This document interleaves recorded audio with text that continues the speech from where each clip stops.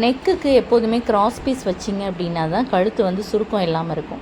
Cross piece எப்படி ready பண்ணணும்னா, இந்த மாதிரி கிராஸாக வந்து கிளாத்தை வந்து ஒரு 1.5 இன்ச்சில் கட் பண்ணி ரிப்பன் மாதிரி எடுத்துக்கணும். அதாவது நெக்கு எவ்வளோ தூரம் இருக்கோ அந்த அளவுக்கு ரிப்பன் மாதிரி மேக் பண்ணி எடுத்துக்கணும். இந்த மாதிரி பிட்டு பிட்டாக இருந்தாலும் நீங்கள் ஜாயின் பண்ணி அதை ஒரு ரிப்பன் மாதிரி கொண்டு வந்துட்டீங்க அப்படின்னா கழுத்தை சுற்றி வைக்கிறதுக்கு கொஞ்சம் ஈஸியாக இருக்கும்.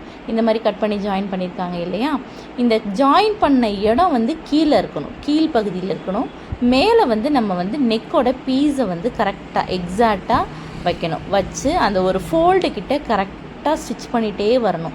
நெக்கை சுற்றி நீங்கள் திருப்பாமல் இருந்தீங்க அப்படின்னா வளைவு கொடுக்காது.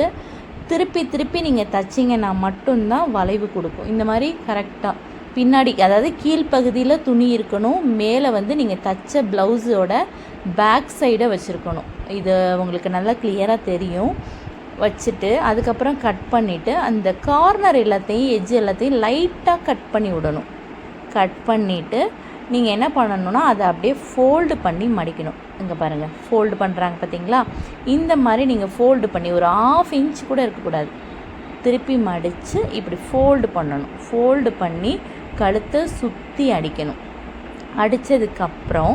அதுக்கப்புறம் தான் நீங்கள் ஹெம்மிங் பண்ணுறதா இருந்தாலும் சரி, இல்லை கழுத்தை நீங்கள் அப்படியே வச்சு திருப்பி இன்னொரு தையல் போட்டாலும் ஓகே. இதில் 2-3 வெரைட்டி இருக்குது.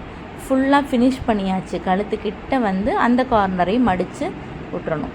இப்போது மடித்த பகுதியில் மீதி பிசுறு இருக்கும் இல்லையா, பிசுரை என்ன பண்ணணும், இந்த பாருங்கள் பிசுறு தெரியுதா, இதை வந்து கரெக்டாக கத்திரிக்கோலை தூக்கி துணியை வச்சு கட் பண்ணிடணும். கட் பண்ணினா தான் உங்களுக்கு ஹெம்மிங் பண்ணும்போது ஃபினிஷிங் நீட்டாக இருக்கும். ஹெம்மிங் பண்ணும்போது நீட்டாக இருக்கும். இந்த பாருங்கள், இப்போ இப்படி மடக்கி ஹெம்மிங் பண்ணணும். இப்படி மடக்கி நீங்கள் ஹெம்மிங் பண்ணும்போது கழுத்து பார்த்திங்கன்னா ரொம்ப நீட்டாக வந்துடும்.